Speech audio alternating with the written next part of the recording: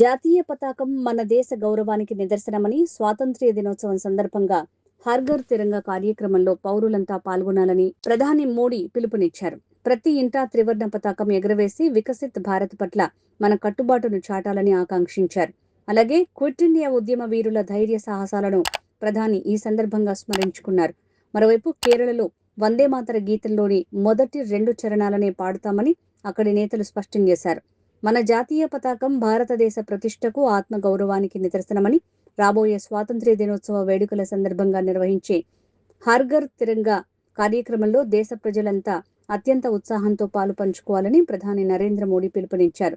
మువ్వన్నెల జెండా భారతీయులందరికీ నిరంతరం నూతన ప్రేరణను అందిస్తుందని ఆయన అభిప్రాయపడ్డారు.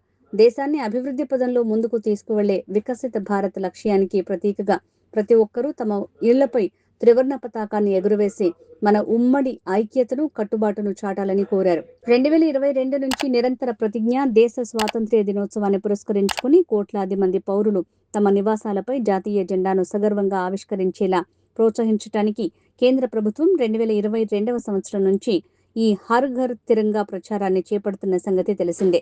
ఈసారి కూడా అదే స్థాయిలో కార్యక్రమాన్ని విజయవంతం చేయాలని ప్రధాని విజ్ఞప్తి చేశారు. భారత స్వాతంత్ర్య సంగ్రామంలో అత్యంత ప్రాముఖ్యత సంతరించుకున్న క్విట్ ఇండియా ఉద్యమకారుల త్యాగాలను ప్రధాని నరేంద్ర మోడీ ఈ సందర్భంగా గుర్తు చేసుకున్నారు. 1942 ఆగస్టు 9వ తేదీన జాతిపిత మహాత్మా గాంధీ నేతృత్వంలో ప్రాణం పోసుకున్న క్విట్ ఇండియా ఉద్యమం బ్రిటిష్ పాలనకు వ్యతిరేకంగా సాగిన స్వాతంత్ర్య పోరాటానికి ఒక బలమైన, నిర్ణయాత్మక దిశానిర్దేశం చేసిందని కొనియాడారు. ఆ చారిత్రక ఘట్టంలో పోరాడిన వీరులు ప్రదర్శించిన అద్భుతమైన ధైర్య సాహసాలు, త్యాగాలు ప్రతి ఒక్క భారతీయుడి గుండెల్లో ఎప్పటికీ చిరస్థాయిగా నిలిచిపోతాయని, భవిష్యత్ తరాలకు స్ఫూర్తిగా నిలుస్తాయని స్పష్టం చేశారు.